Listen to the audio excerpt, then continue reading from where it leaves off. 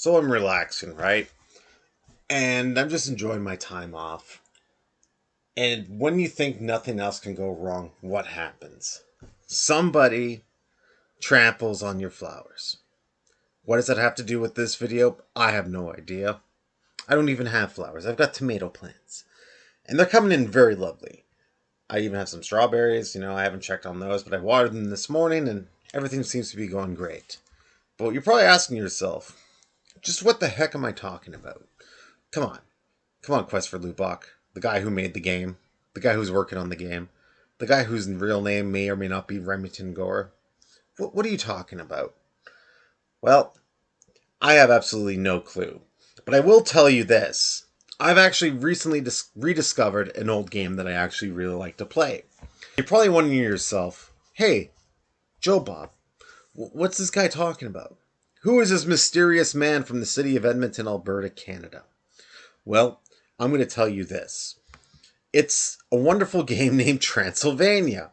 And I actually played it on MS-DOS when I was a young man. Long time ago. I think I was still living at my parents'. I think I might have been 17-ish. No, I wasn't 17. I think I was like 18.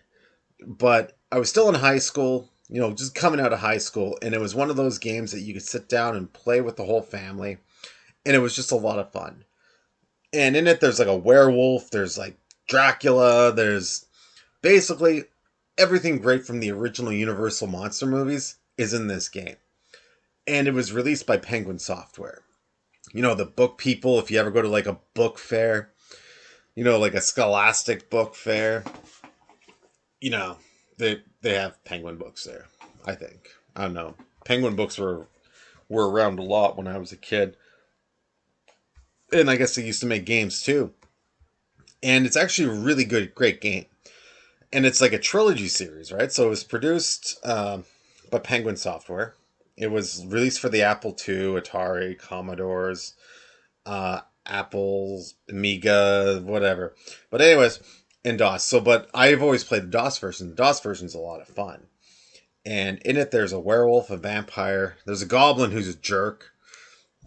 There's a witch, and there's even like an alien spaceship. And there's a time limit, and it's surprisingly pretty fun. And I guess like they took a girl, like the princess, and I guess she dies at dawn.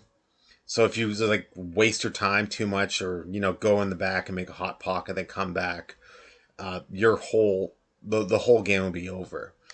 And it usually ends for me right before I get to the end and about to beat the game, because I always forget. Like I used to always forget, and I was like, oh man, too bad I can't pause this.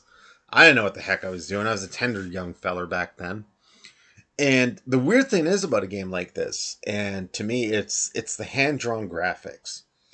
And you'll notice something like this, like about these kinds of games, is back then, like it was almost like it was an art form, but it was so strange because you like leave the room and go do something, and then it'll be a black screen, and then the text will come up, and then like a line will appear, and then another line, and then color, and then a couple other lines, as if you're playing the game while somebody's drawing it right before you. So it's like, oh, okay, well, it's like if you leave your house and all of a sudden you see nothing but a like blackness, and then all of a sudden there's a light, and then there's lines that make up the stairs from outside your house to the sidewalk, or or to your driveway, and with every step you take, more details added.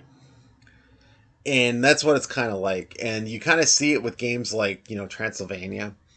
It is a dying art, or was a dying art form. Well, it's dead now, I assume. But same, you'll see it with like games like the Twilight Zone text adventure, or yeah, that's another good one I gotta talk about. And it's just an amazing game. But Transylvania is also good too. I only really played the first one. It is the most popular one in the whole series, because for whatever reason, when I was younger, I always played part one. Then I never had part two, but then it jumped to part three. So I always assumed maybe part two growing up was on like a home console or something, or maybe it was just so bad that nobody bought it, so they just kind of like quickly released part three and was like, here, forget that terrible version. Forget about that terrible sequel. Go play this. And it's actually not bad. I actually really enjoy it. And I'll put the link here in the description below, and you guys can watch it. But or play it, not watch it. So could play it. But do yourself a favor and pick up Transylvania. It's really spooky. I'm actually planning on doing a let's play on it, or a playthrough, or whatever the kids call it these days. I don't know. I'm not cool. I'm